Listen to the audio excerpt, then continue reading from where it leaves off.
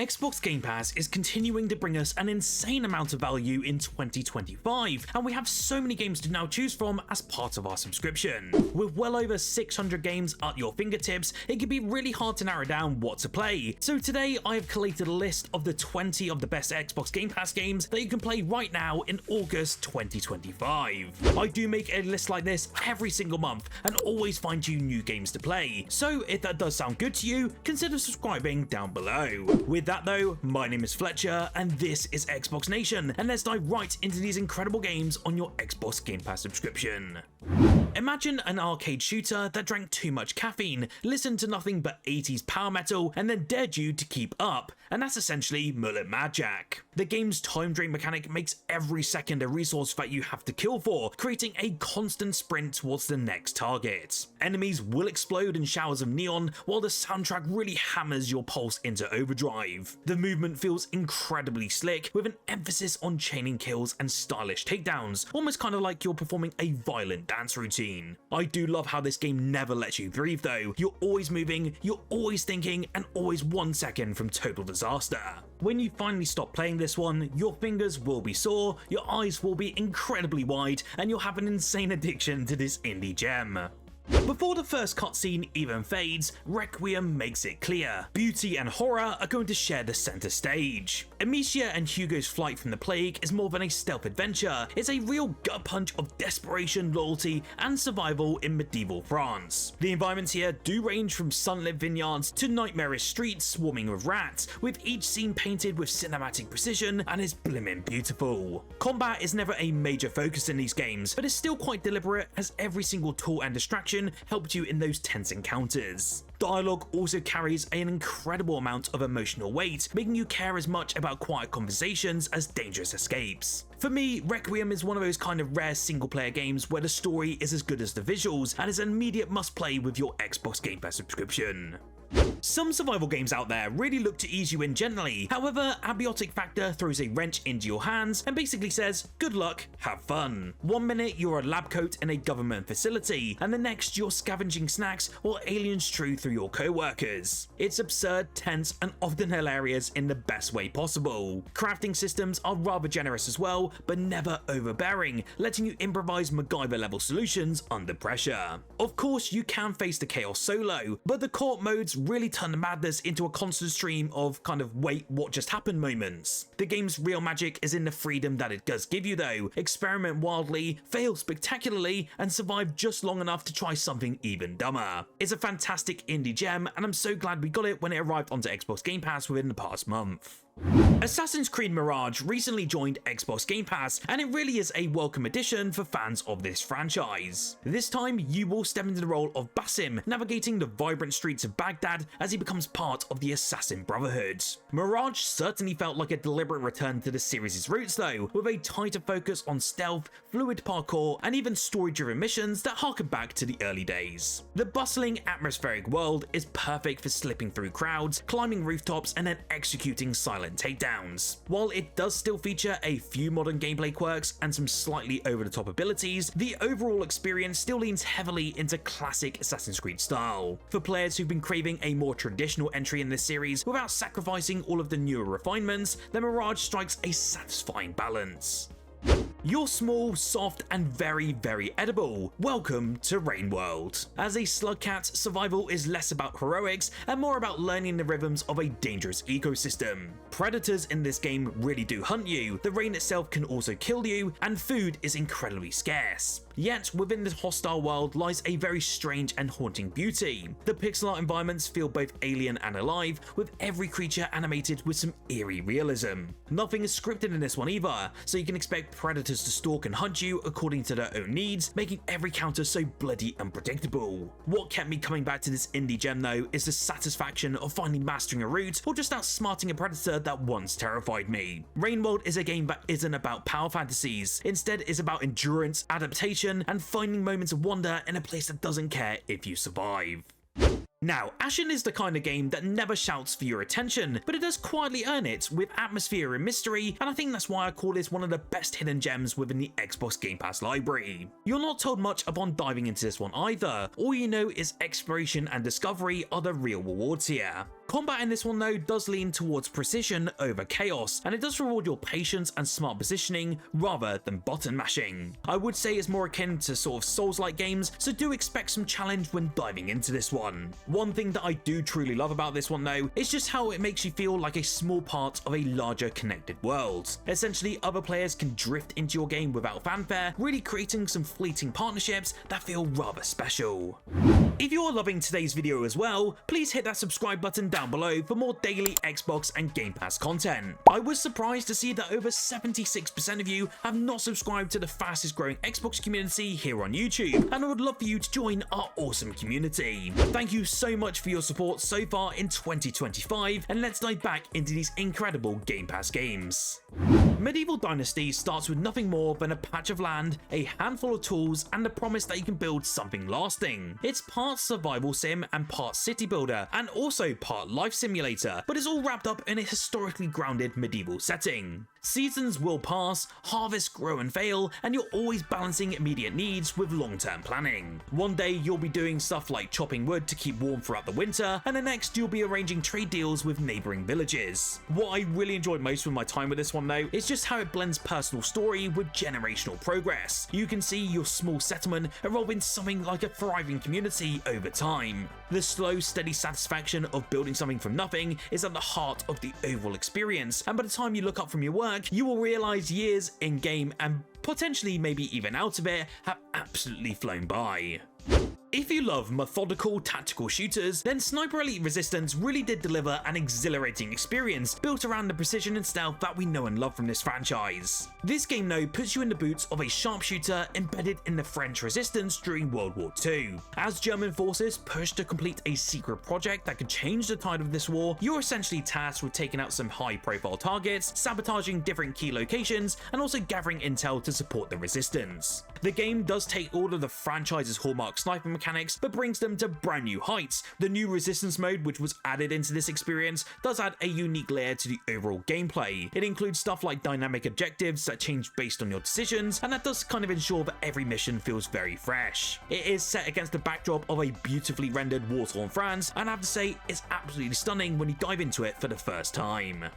A game that did arrive back towards the start of this year is Watch Dogs Legion, and to be honest, I'm still fairly mixed on this edition to this day, but I know many out there hold this in quite high regard. In this game, you can explore a massive urban open world featuring London's most iconic landmarks, and also fun side activities where you can recruit and play as literally anyone. Everyone you see has a unique backstory, personality, and also a skill set for unique situations. For me, this is where I was kind of mixed on Legion when it first launched, as the lack of a dedicated storyline fixated on one character was a major letdown, especially compared to the excellent Watch Dogs 2. However, a cool aspect which does go a bit under the radar with this one is that you can team up with your friends to complete new 4-player co-op missions and also PvP matches online. I think if you kind of want a cool looking open world game to explore and don't mind a pretty mediocre storyline, then Watch Dogs Legion is worth diving into.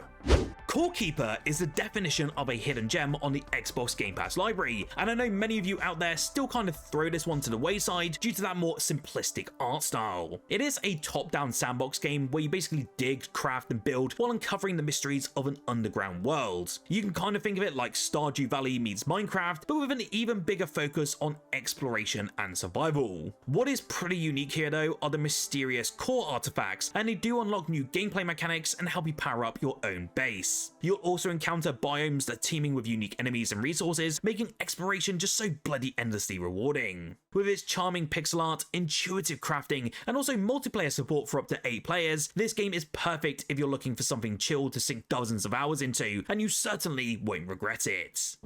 I did want to highlight this next hidden gem, as it really doesn't get shouted out about enough on the Xbox Game Pass library. For those of you who love more tactical RPGs but within a gritty medieval setting, Wartales offers a deep and rewarding experience. You basically control a band of mercenaries trying to survive in a harsh war-torn world where every decision truly does matter. Resource management is also pretty crucial, as you will have to recruit and train your own soldiers and navigate the morally grey choices that define your entire journey. As you explore, you'll be taking on different contracts, hunting down different criminals, and then engaging in pretty large-scale battles where positioning and unit synergy are ultimately key. The game does feature such a dynamic economy where managing wages, food, and morale adds such a layer of depth.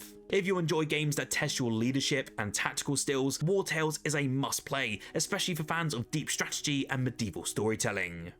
Lost in Random: The Eternal Die was such an awesome roguelike action-adventure game that I had the pleasure of reviewing when it came out back in June. In this game, you journey through a dark and unpredictable realm where a living die holds the power to shape your destiny. This sequel did try to dive a bit deeper into the universe of Random, introducing us with some new challenges and also some surprises. In this game, you'll step into the shoes of Queen Alexandra, a once powerful ruler, now on a quest for revenge and redemption. Accompanied by her die known as Fortune, he plays a crucial role in both the story and the gameplay, and you'll have to explore the chaotic landscapes of Random. The world is visually striking and filled with so many unpredictable twists, where every roll of the die can open new paths or present new dangers. I do highly recommend it, and feel free to check out my review here on the channel. Legs flying, heads rolling, and the crowd roaring, victory in Clone Drone is gloriously messy. You're not just a hero in this game, you're actually a robot in a voxel arena, fighting for survival against sword-wielding robots, laser arcs, and even jetpack assassins. The game's announcers will revel in your suffering, gleefully commenting when you lose a limb or topple over mid-swing. Between matches, upgrades also let you define your style. Maybe you want a bow for precision, or maybe you just want to turn yourself into a spinning whirlwind of death. What I love most about this game though is it's just pure physical comedy. Losing can be as entertaining as it is winning, and has so many laugh out loud moments. One bad jump, one mistimed swing, and your robot will crumble into an absurd ragdoll glory. In an age of overly serious combat games, Clone Drone really embraces the ridiculous, and to be honest, is all better for it. There is a strange comfortability in the hum of machinery, and these sort of experiences always hook an incredibly dedicated audience. In Techtonica, you start small with one conveyor belt here and a mining drill there, and that's until you expand your underground factory and make it glow like a mechanical city beneath alien rock. Unlike most factory sims out on the market, exploration really does matter within this experience, and it does play quite a large role in the overall experience. Secret tunnels, glowing plants, and the hint of a larger mystery do push you to wander further while your machines still keep working. I really do love though how this game does balance the meditative building elements with moments of total curiosity. I do have to say though that this game did hit its 1.0 status not too long ago now, and now has over 100 hours of content for you to dive into, so there's plenty for you to do. When that whistle blows, you vault the trench wall, and then chaos will explode around you, and it's safe to say that Battlefield 1 really wastes no time in throwing you into the mud and smoke of World War I. The massive 64-player battles that rage across shifting landscapes are still insane to this day. From artillery that can erase cover, and zeppelins fall burning from the sky, it's just pure Battlefield in every sense of the imagination. This is classic Battlefield, and getting a campaign and multiplayer right out the gate was absolutely phenomenal. The setting really did change everything as well, from the bolt-action rifles that demand precision, cavalry charges that break lines, and also biplane dogfights that turn sky into a battlefield. This is easily one of the best Battlefield games to this day, and you need to play it right now if you haven't had a chance to do so.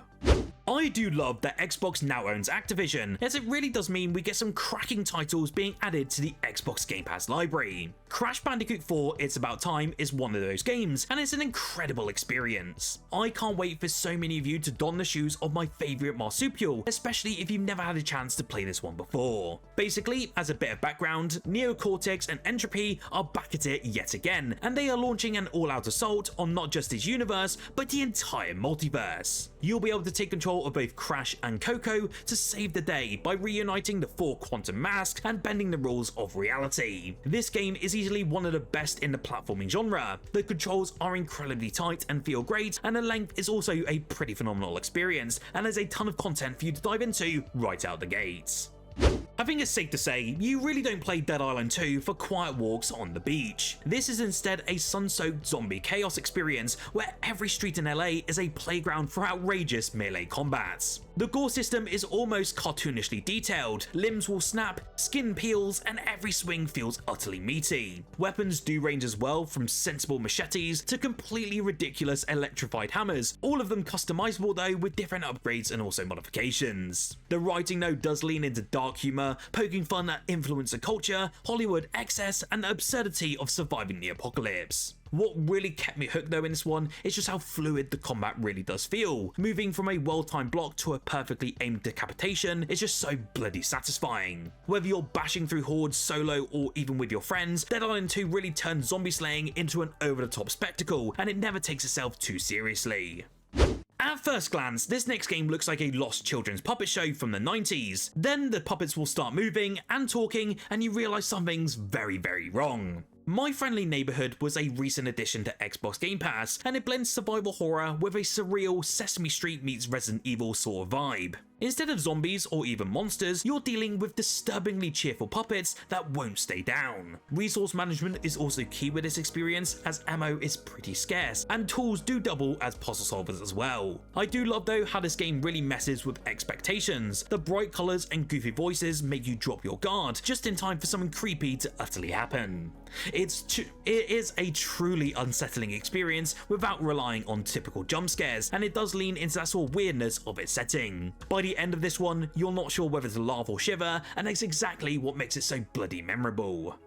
Now, imagine Slay the Spire, but you're in a literal hellbound train under siege, and your cards will summon monsters instead of spells. Monster Train 2 really did build on the original deck building brilliance, adding so many more factions, card synergies, and tactical layers. Each carriage of this train is a total battlefield, and deciding which floor to defend or even abandon is just as important as the cards you play. Runs in this game do feel endlessly replayable thanks to the sheer variety of different combinations and strategies, and the game really does reward both calculated planning and risky improvisation. What I love most though is the escalation. Fights will start rather small, but by the final battle, your train is a chaotic fortress of demons, spells, and improbable plays. Monster Train 2 is proof that a great roguelike experience doesn't just test your deck, it tests your ability and creativeness under pressure. This next game got added to Xbox Game Pass towards the start of this year, but went quite heavily under the radar since its release. In Overthrown, you're not just a ruler, you're essentially a ruler with a crown of ancient soul-stealing powers. This unique blend of kingdom building, survival, and action tasks you with creating a thriving civilization in the face of constant threats. Using your crown's magical abilities, you'll be able to build structures, manage resources, and recruit your own followers. But this game is not all about peaceful expansion. There's tons of mutants, bandits, and rival rulers that will test your resolve. The game's standout feature though is ultimately its court mode, and it does allow up to 6 players to team up to construct kingdoms or just engage in chaotic battles. Its sandbox mechanics also let you experiment freely, whether that's turning forests into lumber mills or just unleashing monster nests onto enemy camps. With its quirky humour and flexible gameplay, Overthrown is such a fresh take on the survival builder genre, and it's one that I highly recommend.